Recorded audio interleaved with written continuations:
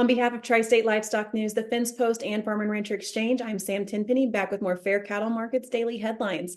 The Fence Post reported that the National Environmental Policy Act was enacted by Congress in 1969 and signed by then-President Richard Nixon in 1970 to encourage productive and enjoyable harmony between humans and the environment. With that objective in mind, federal agencies were required to prepare environmental impact statements for every recommendation or report on proposals for legislation and any other major federal actions significantly affecting the quality of the human environment, and in doing so, provide opportunities for public participation to help inform agency decision-making. Following the passage of President Biden's Fiscal Responsibility Act of 2023, portions of NEPA were amended. Environmental impact statements must now include discussion of reasonably foreseeable environmental effects of the proposed plan, as well as reasonably foreseeable adverse environmental effects that cannot be avoided, and a reasonable range of alternatives to the proposed action.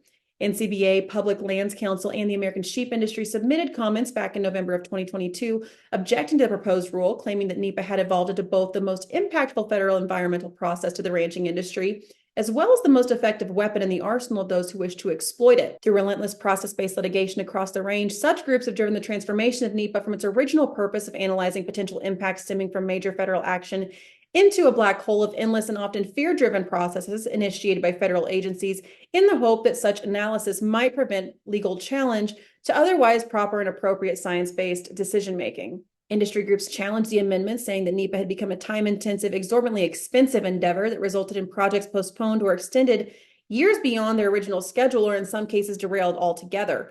This is true for even routine assessments of projects with clear positive outcomes, including grazing permit renewals, range improvements, wildlife habitat restoration, fuels reduction treatments, and cooperative projects to improve ecosystem services, all of which being counter to the multiple use mission of agencies like the Bureau of Land Management and the U.S. Forest Service, and serve as a deterrent to responsible land management decision-making. Last week, the National Cattlemen's Beef Association and the Public Lands Council reacted to the White House Council on Environmental Quality's final Phase 2 rule, amending the National Environmental Policy Act, which would make the process even more burdensome for livestock producers.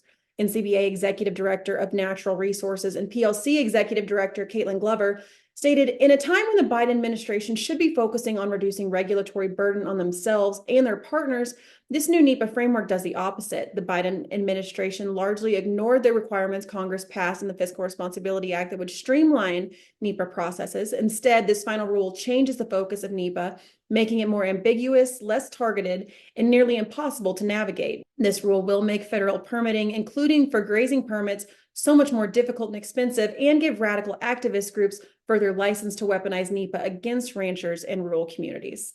According to the Hagstrom report, the benchmark for world food commodity prices edged higher in April as rising meat prices and modest uptakes for vegetable oils and cereals more than offset decreases for sugar and dairy products. The Food and Agriculture Organization of the United Nations reported Friday that the FAO Meat Price Index averaged 116.3 points in April, up 1.9 points or 1.6% from March, marking the third consecutive monthly increase and making the index stand only marginally below its corresponding value 1 year ago. In April, international poultry meat prices rose, underpinned by steady import purchases by Middle East countries amid the continued challenges to production stemming from the avian influenza outbreaks. World bovine meat prices also increased, driven by the continued high demand from major importers, despite increased supplies from domestic sources in leading importing countries. Bovine meat prices bounced back slightly on market expectations for supplies to seasonally tighten in Oceania. By contrast, world pig meat prices fell marginally, reflecting slack internal demand in Western Europe and persistently lackluster demand from leading importers, especially China. Reuters reported that on Friday, U.S. health officials warned that dairy workers are at risk from the H5N1 bird flu virus that is infecting dairy herds and urged them to wear protective gear to avoid infection. The U.S. CDC urged farmers, workers, and emergency responders to wear appropriate gear when in direct or close physical contact with sick birds, livestock, feces, raw milk, or contaminated surfaces. The warning coincides with a letter published online to the New England Journal of Medicine detailing the case of a dairy worker who was infected with the virus back in March and developed an eye infection known as conjunctivitis. Although infection of the bird virus is rare in humans and the dairy worker's case represents only the second known in the United States, it follows a concerning spread of the virus in a variety of mammalian species. According to the Hagstrom report, a polar bear in the Arctic, red foxes in Europe, penguins in Antarctica, and a wide range of other wild animals have been infected with the flu virus strain currently spreading in U.S. dairy cattle. This raises concerns that widespread exposure in people could cause the virus to spread more easily in people and potentially spark a global pandemic. According to USA Today, on Wednesday, May 1st, Florida became the first state to outlaw the manufacture and distribution of lab-grown meat. Governor Ron DeSantis signed the bill into law, which would ban lab-grown meat, also called cultivated meat because it's grown from animal stem cells, but does not include impossible meat, which is made from plant-based ingredients. DeSantis said the ban is meant to protect cattle ranchers and the integrity of American agriculture, but some critics called the move misguided. The first cultivated meat regulatory approvals in the U.S. came through less than a year ago, and no one in the field has yet scaled up to the levels you need to produce food for supermarkets, so some argue that there's not even an industry yet, while other meat alternative companies and supporters consider lab-grown meat as a way to address environmental and ethical concerns tied to traditional mass production of meat. With the ban, Florida is fighting back against the global elite's plan to force the world to eat meat grown in a petri dish or bugs to achieve their authoritarian goals, DeSantis said in a statement. Our administration will continue to focus on investing in our local farmers and ranchers, and we will save our beef.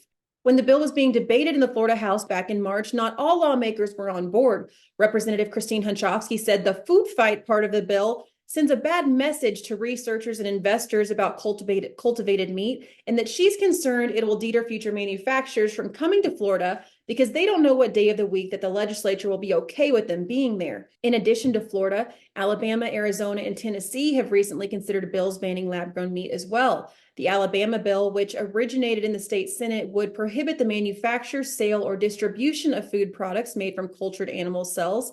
And the State House did pass that on April 30th, but an amendment requires it to go back to the Senate before being sent to the governor. Similar to the Florida law, Alabama's approved bill removed a research ban that could affect NASA and the space industry, which is looking at cultivated meat for long-term space missions.